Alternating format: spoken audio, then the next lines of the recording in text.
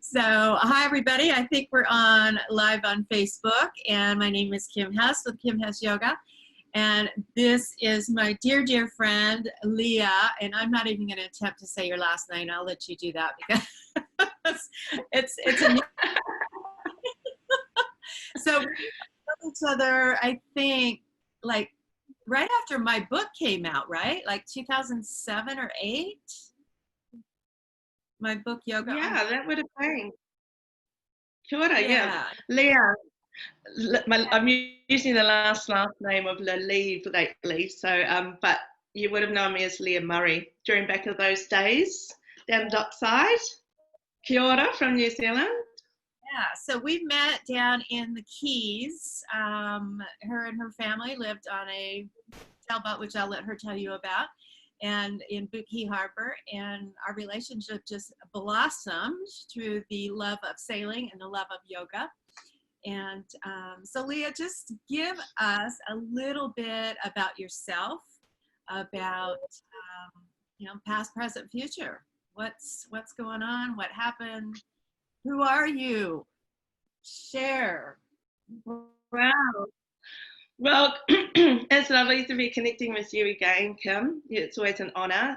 I have been. I would say you've been an inspiration for me since I did meet you down at the Keys all those years ago and doing the sailing and yoga.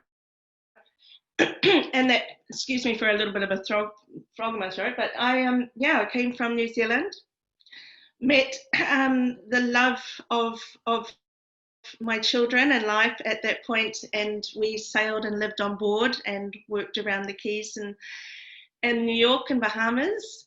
And so I had a real lovely life of moving within sunshine states and sunshine. And then moved down to New Zealand, came back down here in 2012.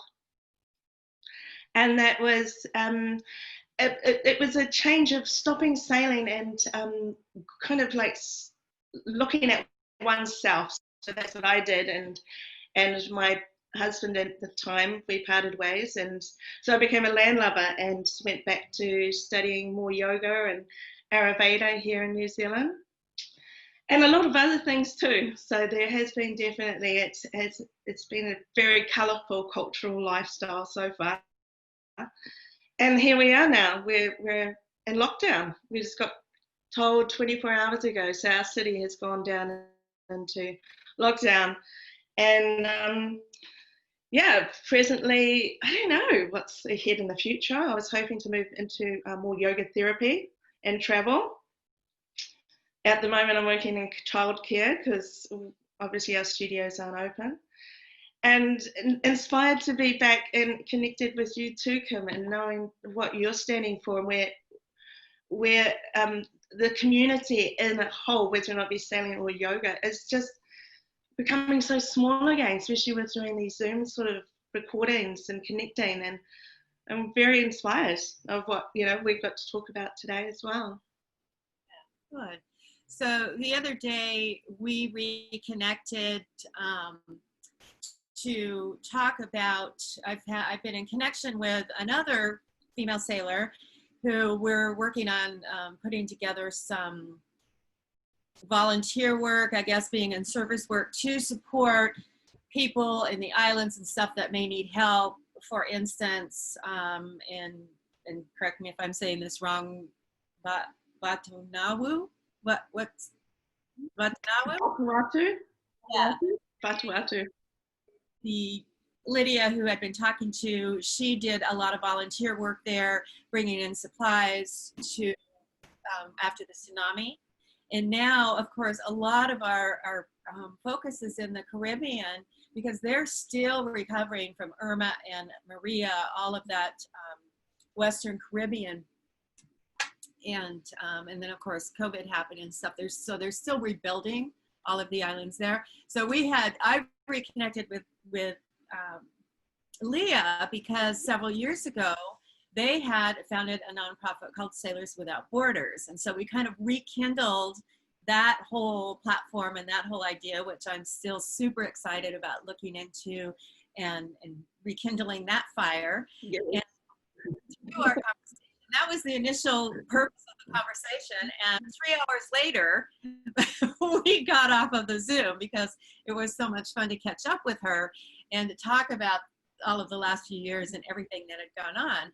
And Leighia, you shared one thing in particular with me that I really want to focus on today, because I know it is an issue for a lot of sailors, men and women. Of course, we're specifically looking at women's issues here because that's our reference point. And you shared with me that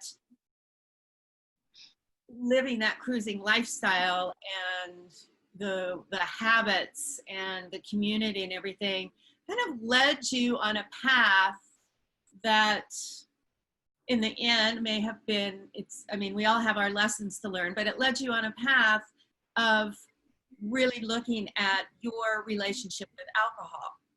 Do you want to, or could you share with us that story that you shared with me the other day, because it was really fascinating and it really opened up my heart. Yeah, of course, of course. I'm honored to, because the path of wellness and recovery has really been part of this love of my life, which is bringing me into contact with being in the islands or following the summer suns, and also the work that we did as well, which was working in the yachting industry. There is a hand in hand that goes with having a cocktail at 5 o'clock in the afternoon. And how that relationship came about was it becomes habitual. And before you know it, your body's saying, oh, you know, I want that 5 o'clock cocktail. But also too, I felt that I have addiction that runs in my family, so I've got a precursor to it as well. So it's not only environmental. That relationship really, I remember it transitioning where we would never drink at sea, and then over the years it got to the point, well, we're just going offshore and we're still in sight with land, so we'll have a cocktail, it'll be fine. And just that slippery slope of how it kind of became so part and parcel of the lifestyle that it actually, I've been addicted to the alcohol.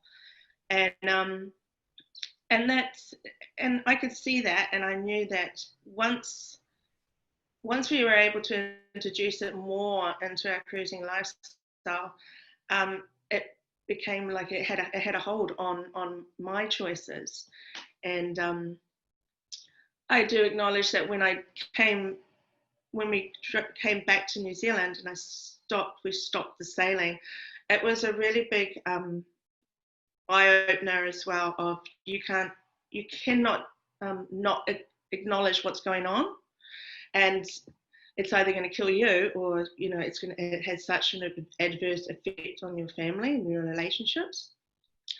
So yes, I knew that also there was a codependence relationship with my marriage as well, and the boating. So yeah, again, once we stopped the sailing, I had to take a good look and really reflect. And it was that choice of, do I leave something that's so in my heart, the sailing, the boat, my family, to go and fix myself, or do I just keep masking it? And so yeah, I stepped off the boat, and that was one of the hardest decisions I had to make. And I put myself into a rehabilitation centre called Higher Ground here in Auckland. And that in itself was really a way that I had to put myself behind these walls so that I wouldn't walk back onto the boat. I wouldn't go back into that same habitual behaviour, whether that be with alcohol or my relationship with my ex-husband. So that in itself, you know, it's quite embarrassing. It's very vulnerable to have to say I couldn't cope. You know, I masked and I masked, but I could not cope. And that in itself too has now been 5 years, I say. Yeah, 5 years of working in this kind of new way of living on land, living with a disease, which can also be a dis-ease of one's life and one's connection to life. So hence bringing in the yoga was always really important for me to keep that grounding and really acceptance, that radical acceptance of you did your best. So I think when living on the yacht and working from the yacht as well, family as well as travel, it really brought to mind that you can put a lot of energy out in the yachting world and in the sailing. And as women living on board, there's a lot of energy that goes out. So that radical acceptance for me to come back and say to myself, now you did as best as you can at that time. Yeah. Beautiful, beautiful. Yeah. And kind of to back up just a little bit, how long have you been practicing? Practicing yoga. Because I know you. I got my first yoga book when I was about 5, I think. But I was brought up dancing, so I started dancing when I was 3. So I've always had that beauty of and that love for movement and motion. But really, I started practicing when I think Finn, my baby, was like 3, and I saw it, and then moving onto the boat, and then coming across you was just like, wow. You know, this lady embodies exactly what I want to embody. So it was really during that practice of moving on board that my practice really deepened, and I had to practice, or else I would have gone a bit insane, I think. You know, it was my place being able to go off onto the bow of the boat and practice as we've done before together in marathon, wasn't it? That was so much fun. So that not only gave you the practice, the physical practice, but that alone time, that time of self-care. I mean, it was a huge part in your self-care when you were on the boat and don't have a lot of space to yourself. So going up on the bow gave you that private space. Is that what I'm hearing? Oh, most definitely. Oh my gosh, I used to get so irritated when when I'd go up to the bow of the boat to do some practice, and down the back of the boat, you know, someone was having a cigarette, and you're like, just give some space, there's clean air somewhere. But yeah, it was definitely has been my rock, that's for sure. And I taught my kids yoga too, as a way of them learning their meditation and motion. Beautiful. Not Yeah. that they practice all the time now. How do you feel that yoga has supported you on this journey with your relationship with alcohol?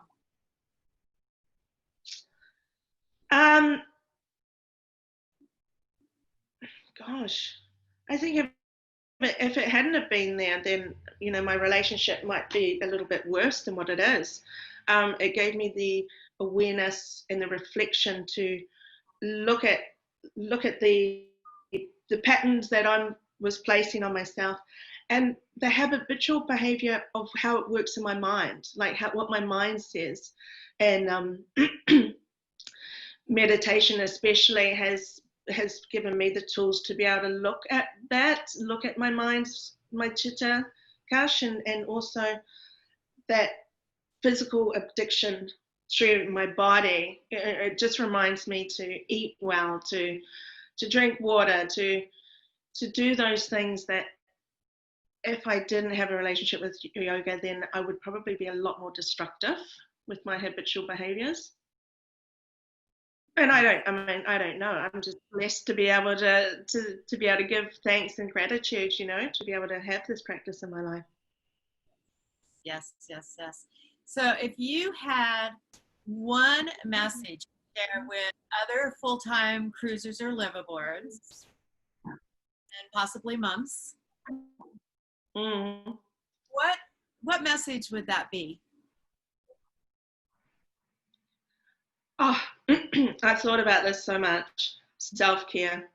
Take time, really take time to connect with the other women in your immediate environment if you can. I found too many of the times I was too shy sometimes, and I feel it's very, very important to connect with other women and have these honest conversations as well, because if we're not taking that time for ourselves, then for what I did anyway was self-medicate, and starting to self-medicate means that you go into shame more. So definitely self-care, and if you're a mum on board, try not to do it all. Try and make sure that you take that time away from the husband or the partner or the kids. Yeah. That's important. And it I had a little flutter in my heart when you said the most important message is self-care, because I've really, really been running into a common theme.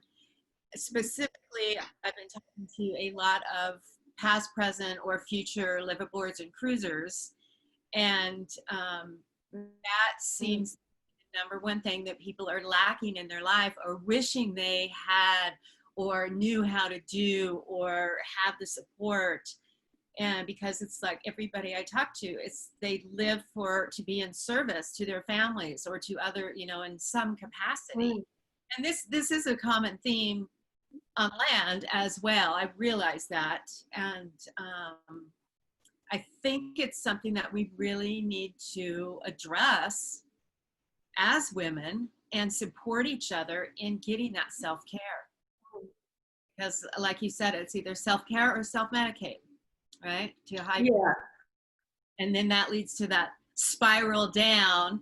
And you mentioned something that I really liked, which is having these open, honest conversations and allowing ourselves to be vulnerable.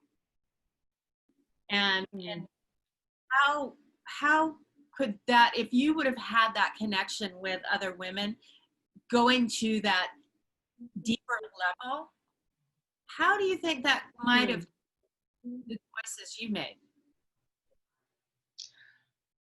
Well, saying it right there, it's learning to be vulnerable, and for people to be able to see you, that you don't have it necessarily all together.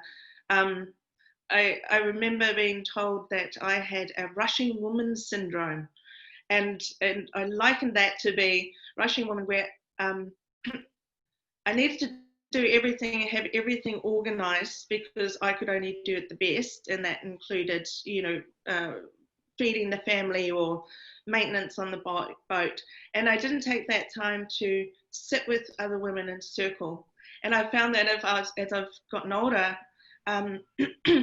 having that sisterhood, even if it's connecting wherever you're at, and just saying, we're going to take this time where the women are going to go and sit in a circle, or sit and make space for talking, without necessarily that self-medication of alcohol, the 5 o'clock cocktail hour, because that sometimes talks all about boats and children and things like that. It's like, definitely, I felt like I would have been more open and honest, and that in itself would have held more space for women, instead of I think what I did was also just try to keep my family unit very tight, and therefore I was putting my energy into my family a lot more than what I was putting it into myself and my self ownership and learning and growing.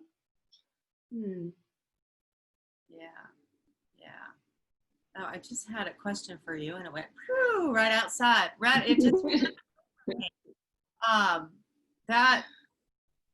Oh, and you mentioned the 5 o'clock happy hour, the 5 o'clock cocktail, and I know in my experience we would hear a lot, well, it's 5 o'clock somewhere, so the cocktail could start anytime throughout the day based on that logic. Did you ever have that experience as well? Oh yeah, I'm sure. It's 5 o'clock somewhere. Definitely that works when it's when it's midday and you're having a cold Corona or something like that on the beach. That's definitely that works. And it could be a slippery spiral too.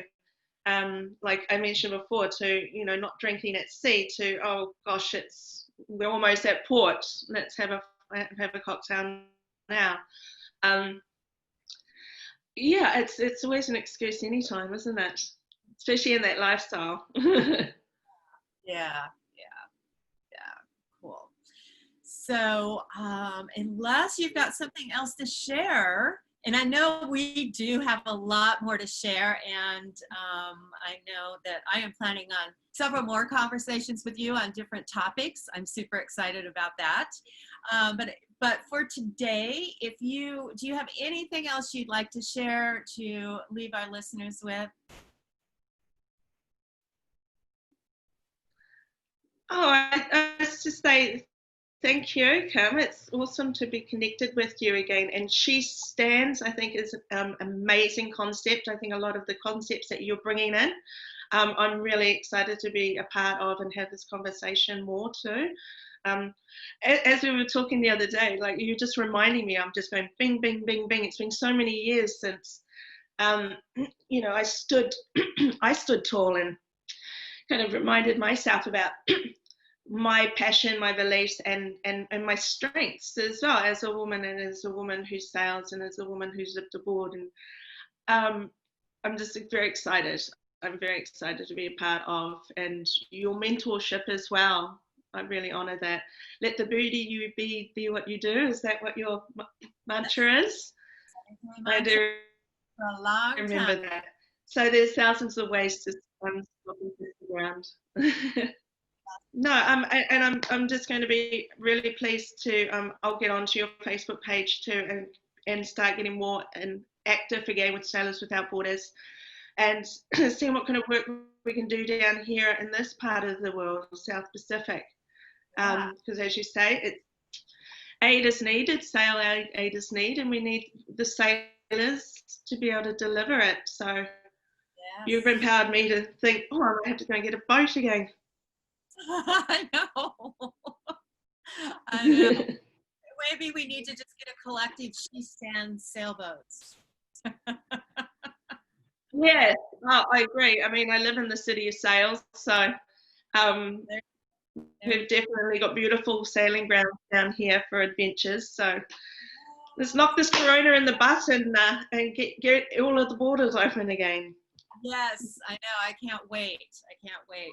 And Leighia mentioned the She Stands, and just a little bit about this big project I'm working on. The She is an acronym for Shine, Heal, and Evolve. And I am super excited. I'm actually creating a year-long program that works with the seasons and all different other factors and domains, the chakras and the koshas and breath work and asana and essential oils and the elements, and pulling all this together as they pertain to the seasons and the moon phases, and how we can utilize the natural world to support our shining and to support our healing and to support our evolution as a collective conscious. And we've got the She Sails group for women sailors, past, present, or future. We are the She Stands is just kind of overall, and that is she stands for everything. She stands against everything. Whatever it is, I'm so super excited about this. And this is more than likely